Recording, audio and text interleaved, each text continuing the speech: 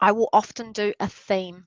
So I'll often have a set area that I'm looking at. But in saying that, everything is interconnected, mind, body, and soul. And if you are progressing in the sense that I talk about, looking at restrictions and working on yourself and using the products and implementing things from the course, whatever is coming up for you, your energetics always want to harmonize. And then I come in and it sees me and it says, oh my God, because I've got the, abilities to release these things. So whatever you need to release will come up. So whatever in that area. But there is often an area that I'm working on or prompting. In saying that, I am always doing deep neurological repair because that is the key to getting a physical body to respond. And again, every restriction, even in a physical body, will have a restriction that represents level of mind because the mind controls the body. And then at a spiritual level. So it's all interlinked. So there's endless things that can come up. But today I wanted to look at, it's not the fact I wanted to, I need to for people's path progression. I wanted to look at the lung space. Currently, there's 3 reasons why I'm focusing on this and doing this in this healing and why it's profound. So 1, the lungs are about, it's like reclaiming life force energetics. And it's about, our breath. There's a lot we could do with our breath. There's some amazing books in the market at the moment. There's a great one that I just read called Just Breathe, I think it's called. And then there's the Breathing Cure. And so it really talks about utilizing the breath to, re-regulate the central nervous system. So there's a lot that we can implement for ourselves that's supportive.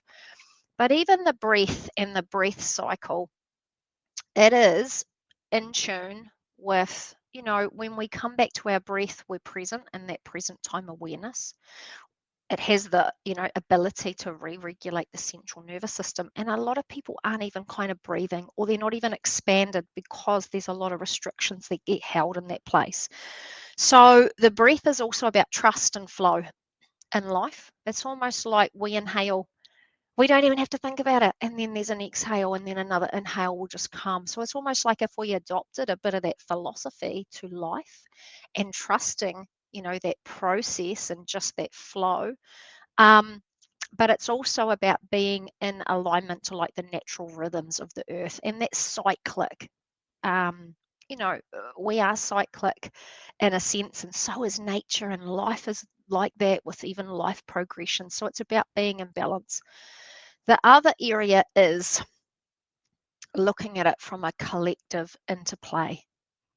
I'm not one to speak on, there's a lot of things I do that I would hold or know higher information, and I often don't talk about it because I don't like some of the conversations when people go down the path of conspiracy theories. A lot of people think they know, or guessing games of what's going on in the world. They don't, and it's just a massive distraction, and all of those things hold a lot of entity interference. So I only do things from the point of view of what I'm experiencing in my own energetics. And a while ago, I noticed in myself and I noticed in clients that a lot of people were having lung almost disruption. In a sense, their breath, their lung space was really constricted. I noticed a lot of things, and I know that the energetics of the earth has sped up a lot. And this all compounds. It's almost like a crushing or a compounding even in that lung space area. So this might look like people feeling like it's hard to breathe, maybe heightened anxiety, a lot of things. But it wasn't until, and so I had been working on doing lung updates for myself. I had been working in this area. Sometimes I don't understand fully what I'm sort of being led to, and I will be doing all of these processes, finding new information. But we had a meeting recently for some business clients, and we brought in a person that had this amazing technology that it was called flow bands. And it was a band that measured neurological engagement and could tell when a person was in a heightened flow state. The technology had been used in like the US market. They had taken it to the golf, whatever you call that, like the big, what I'm saying, like that world golfing arena tour. And they took somebody from 67th with this technology to first place. It was a way to monitor the brain. It was a way to get someone to peak state. It was a way to release unconscious beliefs and programs and look at like enhancing their game through a whole lot of techniques. But anyway, so this man presented and we, did this day around it, and it was really fascinating.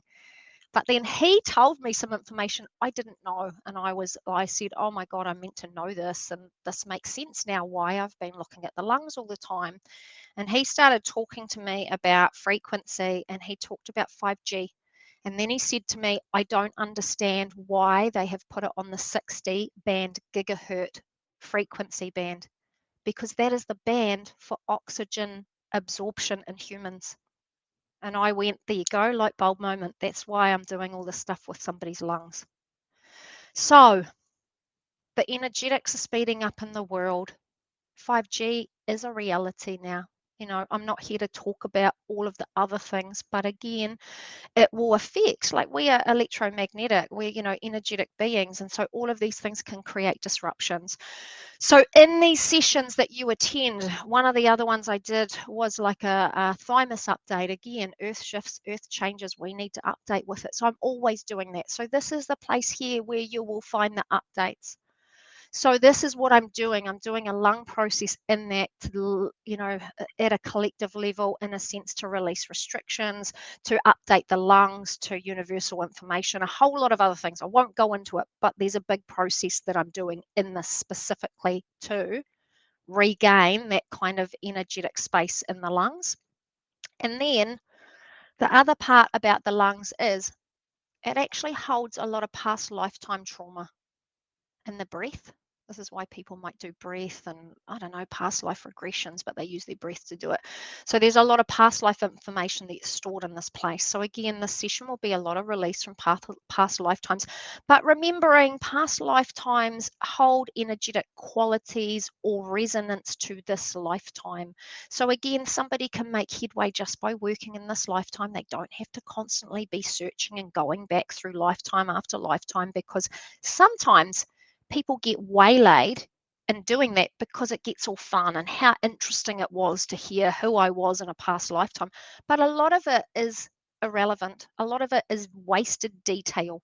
It's almost like you can just hear the energetic qualities. So when I do healing work for people, I find out exactly what I need to know to unlock or release restrictions. Once upon a time, I admit I was a bit nosy and I kind of started diving in because it's interesting, but you don't need to. So again, it's like looking at this lifetime, how that represents, what are the key things that you need to release in order to harmonize this lifetime. When we harmonize this lifetime, we harmonize all. That's how it works. The lungs holds a lot of grief, right? Unprocessed grief will be stored here, a lot of guilt, a lot of regret. So again, the session is probably also a lot about forgiveness and like elevation. So again, we could even hold fear or insecurities. So what I'm going to do is I'm going to take you through a process. Again, I just say things. Again, as I say these things, it's like I'm prompting energetics to release, to come up so I can release restrictions for you. It looks like a guided meditation. Again, I will use the chakras, but I'm going to start in the lungs. It's almost like I will go to a chakra and then I'll come back to the lungs. And then I'm going to go to a chakra and I'm going to come back to the lungs. So it will be a big release. I would love for you, and I will prompt this as we start. I really just want you also to become aware of how you're feeling in this moment, like when we go in, because I'm actually going to be prompting issue to say, to bring up more things to release.